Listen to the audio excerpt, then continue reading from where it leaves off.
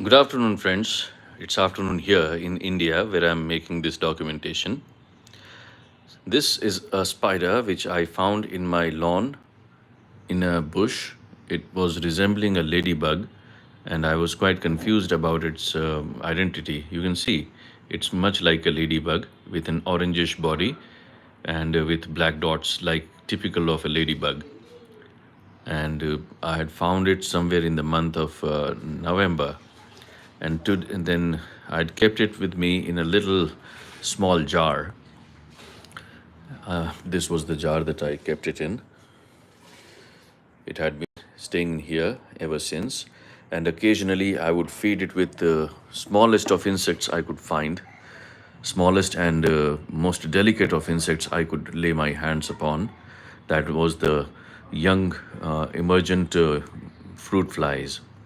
So I'd been trying to feed it to the best of my abilities. Then one day I fed it with a small, rich, juicy fruit fly, and thereafter, after say 4 or 5 days of that meal, I found that this particular spider had laid eggs and it was carrying an egg ball. That was on last Monday. That was what was that date? 7th. Let me just get it on. Of March, I observed this spider carrying a clutch of eggs wrapped in a ball under its feet. And thereafter, I had been observing it on a daily basis. How does those eggs proceed? So today, that is on 17th of March, that is 6, 7 days after the eggs had been laid, the eggs have hatched and 7 spiderlings have emerged. 6 you can see here.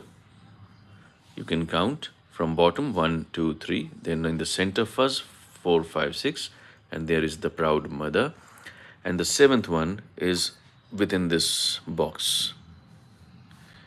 If you can see that fellow there at the side rim of this little box. Perhaps you can make it. They are very tiny. They are very tiny. They are just hardly bigger than the size of a pin point. And therefore, it's very difficult to get them in focus with a handheld mobile camera device.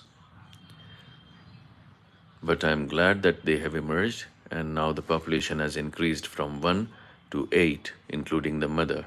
Now, I don't know whether the mother will carry on and live more, but I'll still give it some good food to eat and see whether it can lay more eggs. So the identity of this spider was a mystery to me, and I took to Google search and tried assistance with various experts in the field, but I wasn't answered appropriately. The mystery remained, and to the best of my searches, this is a species of the genus Silosoma or Coelosoma, however it is called. It's like spelled as Coelsoma, Coelosoma, Silosoma. They are like mimicking examples, and these 7 offsprings shall be carrying on the generation to the next level. A total of 6 plus 1, 7 spiderlings have emerged, and I'm pretty happy, very happy that things are going on a smooth way. So, a few observations. The spider in itself is about 1 millimeter in length. The spiderlings are hardly the size of a pinpoint. Then it took some 7 days for the spiderlings to hatch. In 7 days, the spiderlings have emerged, and I don't know how soon they'll be able to take care of themselves. I'll be releasing them in their natural habitat, that is from where I had found this mother, in about a week from now, or if earlier required, depending on how they stay and behave.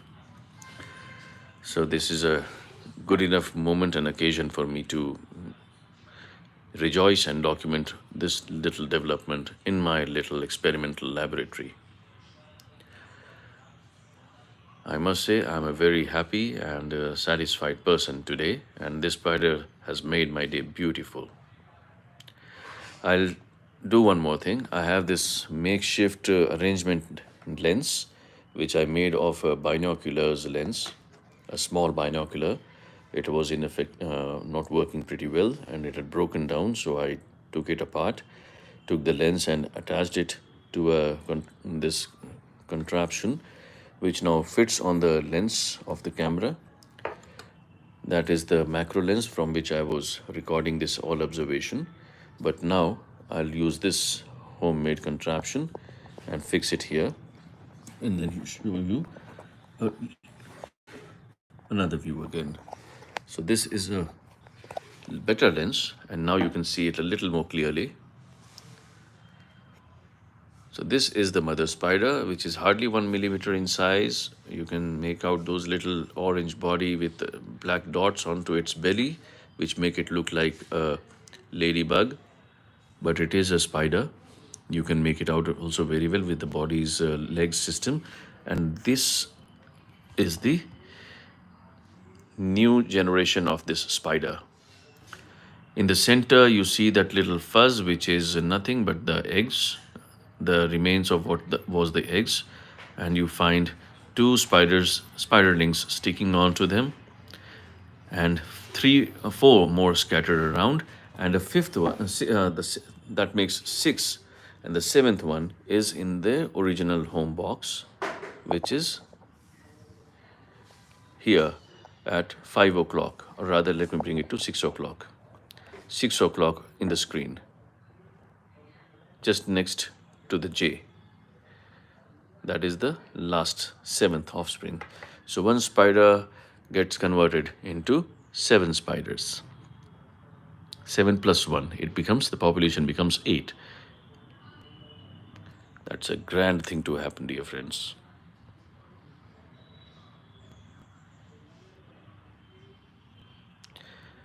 All right, enough of documenting. Now I'll take a few snaps and then release them, keep them, and then think of releasing them at appropriate place. Probably I'll be releasing them in the same hedge where I found the mother spider. So thank you very much, friends, for being with me in this little journey that I had. And let's wish this mother spider all the best in raising her kids now. And these are the kids. No bigger than a pinhead, rather pinpoint. Over and out.